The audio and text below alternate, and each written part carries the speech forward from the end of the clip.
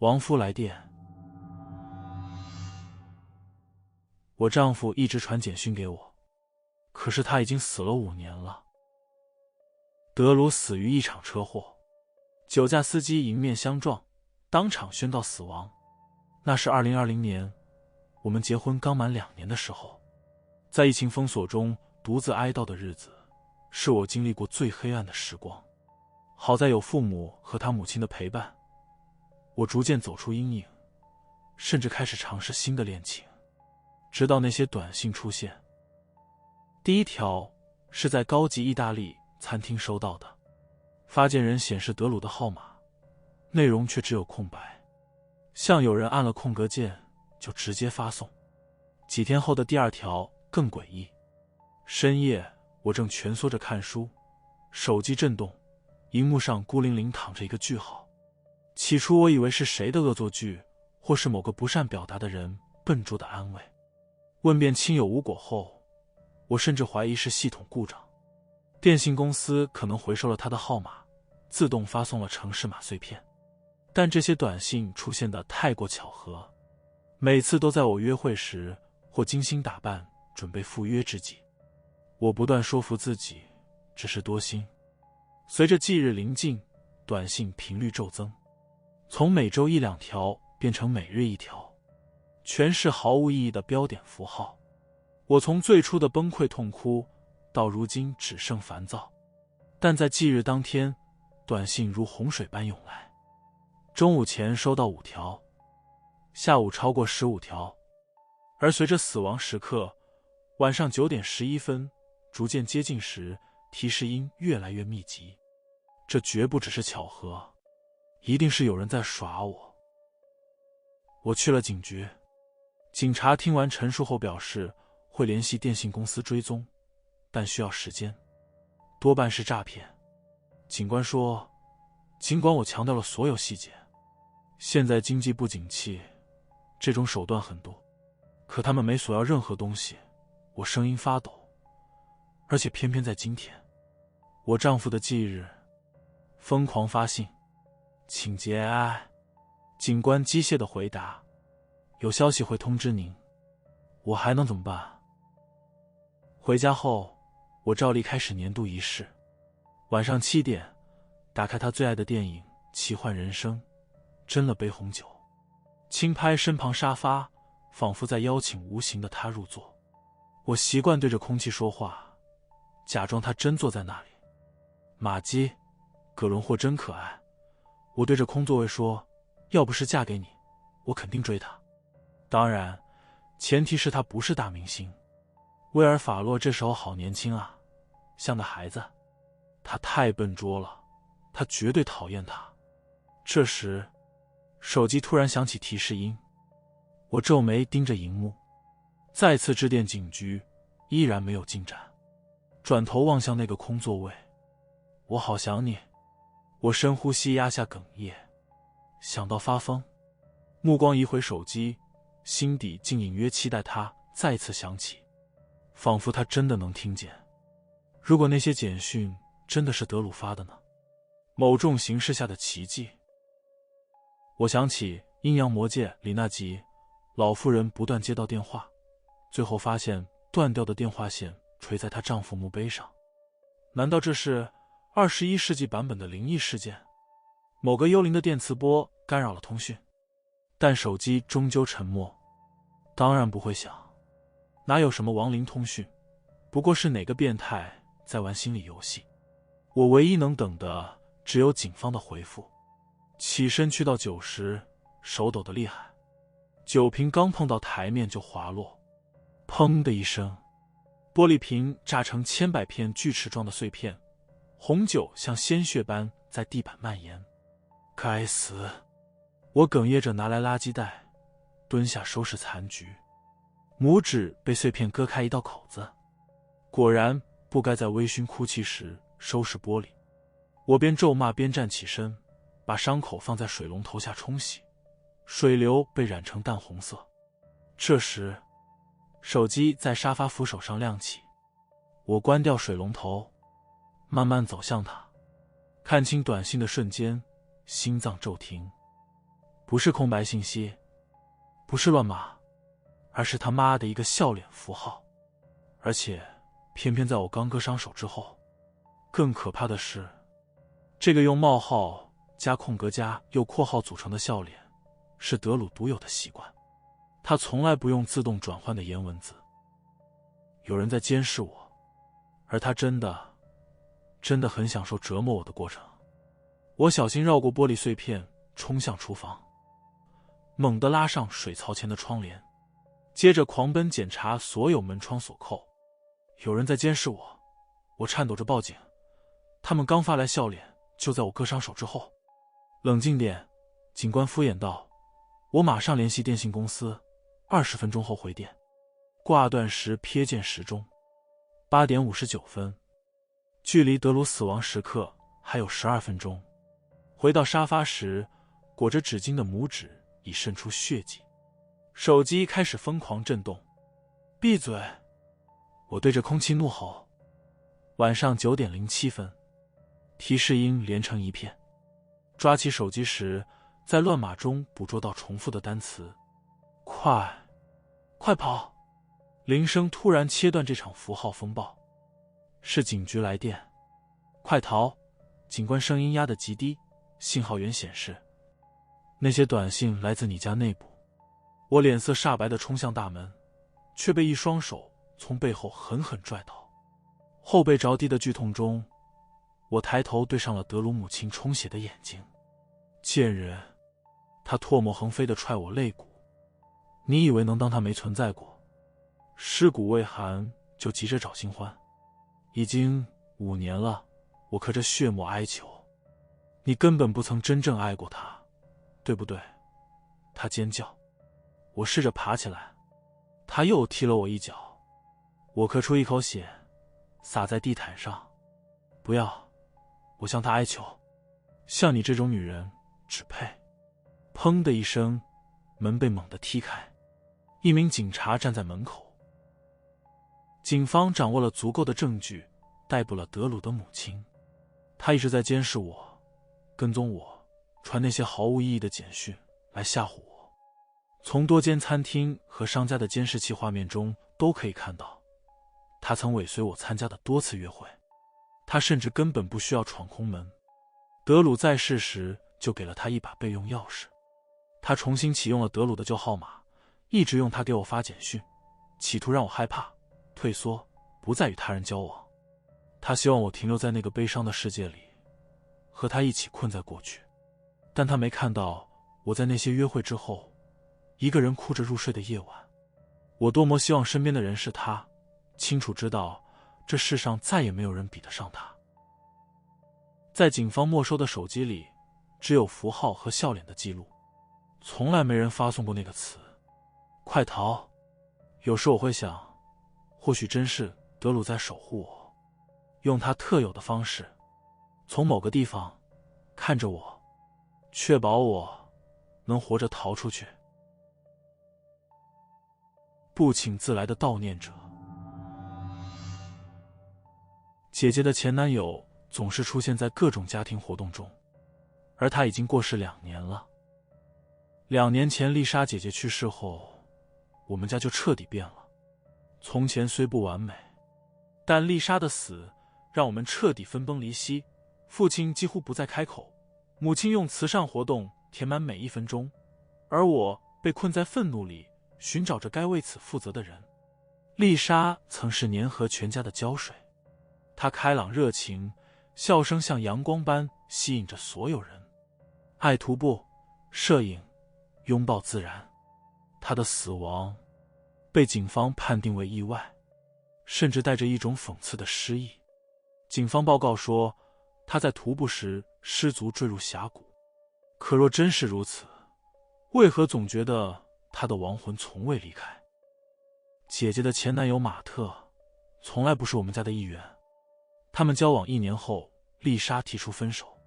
她说她控制欲强到病态，疯狂发短信，不请自来，对她与朋友相处冷嘲热讽。有次她苦笑着调侃，她是晚期跟踪狂患者。这一点都不好笑，从来都不是。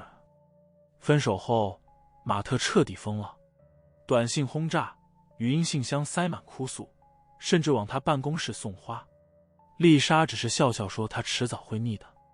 我以为他说对了，直到葬礼那天，谢天谢地马特没出席仪式，但1周后，他捧着丽莎最爱的百合花站在了我们家门口。那是个下着雨的星期四，妈妈打开门时，他正微微歪头，用刻意放软的声线说：“我只是想来表达哀思。”从不擅长拒绝的妈妈让他进了屋。马特坐在沙发上谈论丽莎，仿佛比我们更了解她。他描述他大笑时鼻翼的皱褶，总是点额外糖浆的松饼习惯。爸爸下颌绷紧，一言不发。等人走后，我问妈妈为什么放他进来。他也在哀悼啊，他这么说。可我心里清楚，马特根本不是来哀悼的，他是来狩猎的。此后数月，马特如影随形，家庭烧烤、节日聚餐，甚至爸爸的生日派对，他总是不请自来。你妈说可以，或是我觉得丽莎希望我来的。他的借口永远冠冕堂皇。父母沉浸在悲痛中，对他的行为视若无睹。他没恶意的，妈妈说，只是太想他了。可当马特开始打探那些事时，一切都变味了。去年圣诞节，他在厨房堵住了我。他对我很特别，他倚着料理台说会告诉我一些秘密。我浑身绷紧，什么意思啊？他嘴角扬起那种令人不适的弧度，比如他说自己不怕死。当晚，我翻遍了丽莎的日记本，她有记录一切的习惯、心事、计划，甚至购物清单。大部分内容都很平常，歌词、涂鸦、生活琐事。直到我发现那篇记录，马特在跟踪我，短信轰炸不断，还说他知道一些我不知道的事。我快喘不过气了。我把日记拿给妈妈，以为她终于能清醒，她却摆手说道：“丽莎有时太敏感，别多想。”几天后，我看见马特的车停在街角，这不是第一次了。以前我总骗自己是巧合，但这次我确定，他的目标根本不是我们全家，是我。上周爸爸生日那天，马特又来了，带着一本徒步路线图册，声称是丽莎会选的礼物。我再也忍不下去，把他拦在院子里。你他妈到底想干什么？他的笑容纹丝不动。来悼念啊？丽莎早和你分手了，她根本不想要你。他瞳孔骤然收缩。他这么告诉你的？对。他忽然逼近，呼出的白气喷在我脸上。可他也告诉我很多事，没跟任何人说过的那种。然后他说了让我永生难忘的一句话，我当时也在场，就在那条山路上。他不是失足，他的喉结滚动着，他是看着我的眼睛，求我放手。我浑身血液瞬间结冰。你撒谎，是吗？他歪头打量我。那你解释解释，如果他真是失足，为什么不尖叫？当晚我就报了警。我交出日记本，复述他的供词。可第二天警员冲进他公寓时，那里空得像从没人住过。已经1周了，我没敢告诉父母，每夜反复检查门锁，攥着手机熬到天亮。昨夜鬼使神差的，我又翻开了丽莎的日记，最后一页原本的空白处突然多出一行潦草的字迹，墨迹像刚干不久。他不是在监视，他已经进来了。森林恶灵。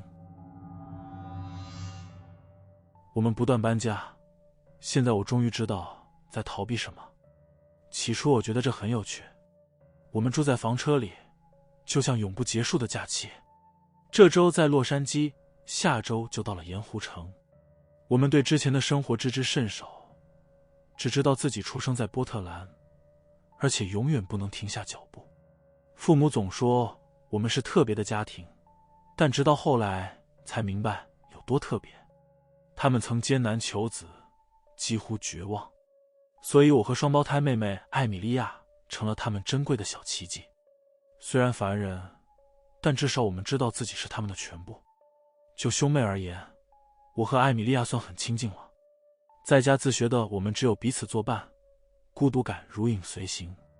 我们从不去那些有趣的露营地，没有冰淇淋店和游泳池，总是驶离公路，深入森林生活。某种程度上很宁静，但任何在森林边长大的人都明白，那里潜藏着不可触碰的危险。7岁生日前，在加拿大的坎卢普斯的那次经历，让我第一次真切意识到不对劲。父母严禁我们偷溜出去或离开他们的视线，但6岁的孩子面对一片未知森林，能有什么抵抗力？我们等他们睡着后，从房车窗户钻出去，提着一盏破灯笼就踏进了黑暗。没过多久，我们就看到了奇怪的东西。那是一团光，不是来自我们的提灯，而是来自前方。很快，我们就看清了挡在前面的人，或者说，那是什么东西？那是个女人，手里举着一支粗糙的自制火把，但她看起来不太像人。头发打结，有些地方已经脱落，皮肤泛着青灰色，像是腐烂了一般。牙齿发黄，缺了几颗，甚至能隐约看到裸露的下颚骨。她穿着一件脏污的病号服。我不记得最近的医院在哪儿，但肯定远得离谱，因为上次我们驶过铺装公路，至少是3个小时前的事了。艾米莉亚和我吓得僵在原地。自从我们默契地认定兄妹间的亲密很幼稚后，我第一次主动抓住了她的手。那个东西朝我们伸出枯骨般的手臂，喉咙里挤出含糊不清的声音，这足以让我惊醒。我拉起艾米莉亚，转身就跑。不知是奇迹还是侥幸，我们逃回了房车，甚至没吵醒父母。那一夜我们几乎没合眼，第二天连早安都说不出口，更别提告诉他们发生了什么。就算说了，他们会信吗？但接下来发生的事，恐怕他们不信也得信了。当我们打开房车门时，发现昨晚留在外面的东西全被毁了，篝火只剩灰烬，艾米莉亚和我用来在石头上画画的木炭棒散落一地，放豆子罐头的简易桌子也被掀翻。虽然住在森林里免不了遭遇动物捣乱，但这次绝非野兽所为。现场像是被刻意布置过，仿佛破坏者早有预谋。而写在房车后面的那句话彻底证实了我们的猜测。有人用木炭在我们的拖车上写了一行字：你们逃不掉的。妈妈默默做了早餐，爸爸则清理了残局。之后我们一刻不停地开了几个小时的车，连上厕所都没停。爸爸握着方向盘，和妈妈低声交谈。我真想知道他们到底在说什么。那天晚上，或许是看出我们受了惊吓，父母难得带我们去了家真正的餐厅，一家破旧的小餐馆，但对我们来说已是奢侈。店里空无一人，正合父母的意，他们向来讨厌人群。我高兴坏了，冰淇淋、可乐和油腻的起司汉堡简直是6岁男孩的终极梦想。所以当店里刚进来一位老卡车司机，父母就立刻拽着我们离开时，我委屈极了。这有什么大不了的？回到房车里，艾米莉亚问起匆忙离开的原因，而我则窝在双层铺位的上铺生闷气。那所谓的床不过是个加了垫子的架子。妈妈叹了口气：你们快7岁了，也该知道了。听着，扎克里、艾米莉亚，我们离开是因为害怕，害怕失去你们。还记得4岁那年的事吗？我毫无印象，但艾米莉亚声称记得。那时我们在比弗顿，离波特兰不远。她说4岁的我们在田野里奔跑时，一个穿迷彩服、蹬厚重军靴的高大男人蹲到我们面前。妈妈说不能和陌生人说话，艾米莉亚当时说他向来是个乖宝宝。我叫约翰，现在不是陌生人了。你们呢？我是扎克，那是我妹妹艾米莉亚。我们4岁，生日是2002年7月26日。据说这是我当时的原话，但我怀疑艾米莉亚故意添油加醋抹黑我。男人的笑容突然消失，他粗暴地拽起我们的手，带你们去个好玩的地方，扎克和艾米莉亚，你们得跟我走。妈妈眼眶发红，没错，要不是我和你爸及时赶到，可能就永远失去你们了。我带你们躲到安全处，而你们爸爸他……我朝那杂种的腿上开了枪，爸爸冷冰冰的插话，希望他爬回家的路上玩得开心。艾米莉亚和我交换了个眼神。好吧，爸爸，我去睡觉了。他说着爬过我，钻进自己的铺位。那天晚上我们在某个地方停下来过夜，具体是哪儿我已经记不清了，大概在卑诗省内陆或者亚伯达省附近。透过塑料小窗，我又看到了她，那个该死的女人。她就站在那里，直勾勾地盯着上下铺里的我和艾米莉亚，伸出同样枯瘦细长的手。我翻过身试图入睡，但知道她就在外面，根本睡不着。这样的日子持续了很久，无论我们停在哪里，她都会出现。华盛顿州，她在；内华达州，当然少不了她；蒙大拿州，想都别想甩掉她。艾米莉亚和我不再到处探险了，一方面是我们渐渐长大，对这类事情失去了兴趣，另一方面，坎卢普斯的那次经历给我们留下了心理阴影。但这并不能阻止那个女人接近我们。有时我们开车经过公路，会瞥见她的身影，有时她出现在萤火照明范围的边缘，若隐若现。偶尔去公共场所采购物资时，我甚至在人群中看到过她。每当她出现，我总能听到那该死的低语。久而久之，她不再那么吓人了，至少没那么明显了。直到我和艾米莉亚14岁生日的前一天，一切才终于有了答案。父母难得的离开了房车，给我们几个小时的自由时间去准备生日需要的东西。我们停车的地方不算特别偏僻，但离最近的城镇至少有1个小时的步行距离。我们其实没那么害怕了，在森林里生活了这么久，早就明白一个道理，只要不招惹这片林子，它也不会来招惹你。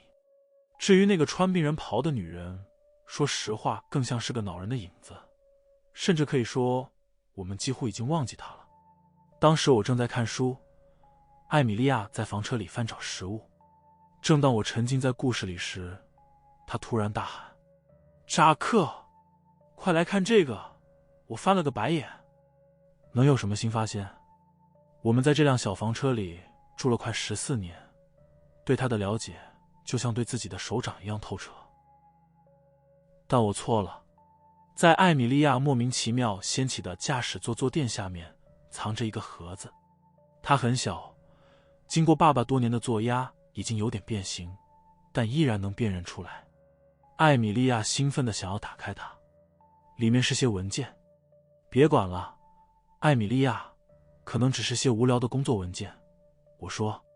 但妹妹脸上从困惑到惊恐的表情让我立刻改变了想法。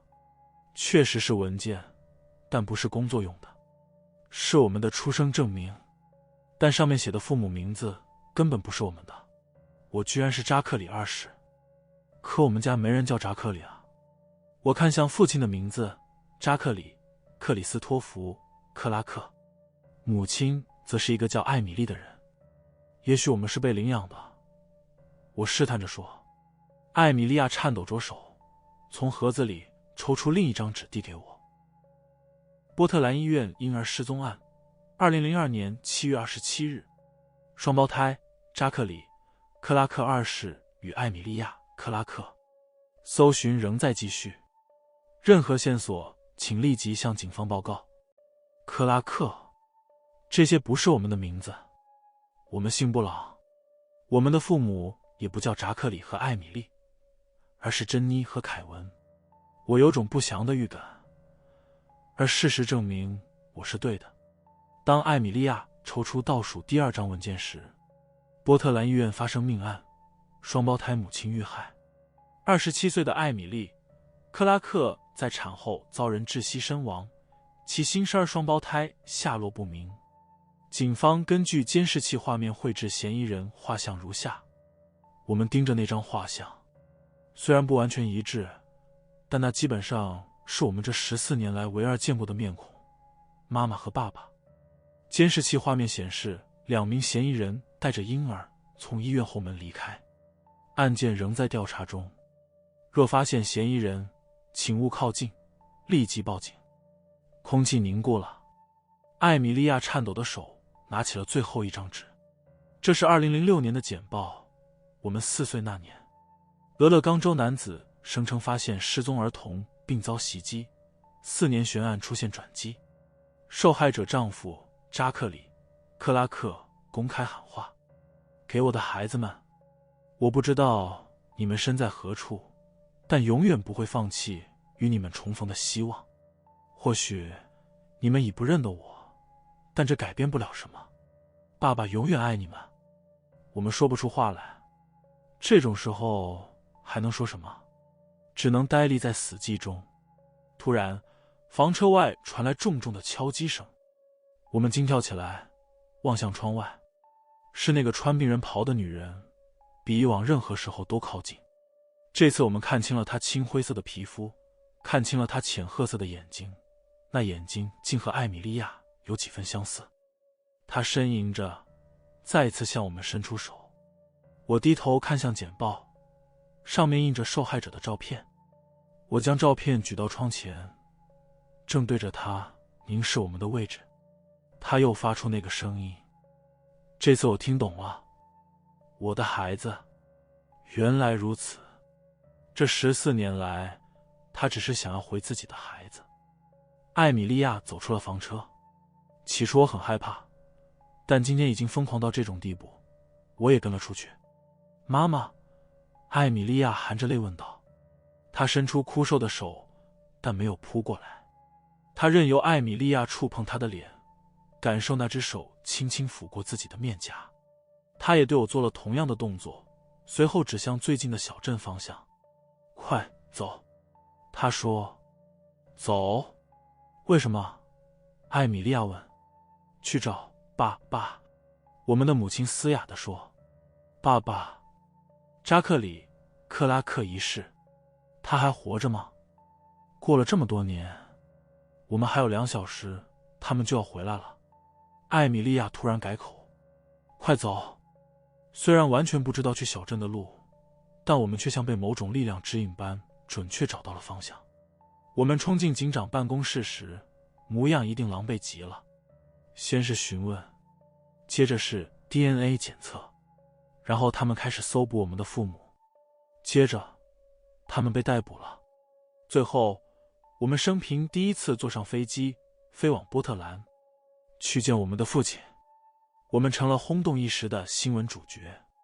媒体称那对男女为森林恶灵，像邪恶巫婆般偷走婴儿，藏在深山老林里的怪物。从某种角度说，他们没错，但看着铁窗后服无期徒刑的父母，心情很复杂。毕竟是他们抚养了我们14年，现在他们无处可逃了。监狱里没有可供躲藏的森林。亲生父亲见到我们时泪流满面，我们却没有哭。很奇怪，他确实是我生物学上的父亲，但真的算爸爸吗？虽然我们在他怀里待过几小时，可如今只剩陌生。适应新生活花了很长时间，真正的房子，专属卧室，不用逃亡的日子很平静，只是我总半夜溜去艾米莉亚房间。经历了这么多，我依然害怕独处。某个夜晚，窗户突然被敲响，我们同时惊醒，又见到了那个穿病人袍的女人，但她看起来快乐多了，腐烂的痕迹在消退，仿佛重获完整。妈妈，我轻声问，她能不能留下？我能不能同时拥有渴望已久的2个家？她似乎读懂了我的心思，摇了摇头。我得走了。我的孩子们。他将手探进窗户，轻抚我们的脸，身影逐渐融进夜色。那之后，我们再没见过他，但始终能感觉到他的注视。这一次，我们不必再逃了。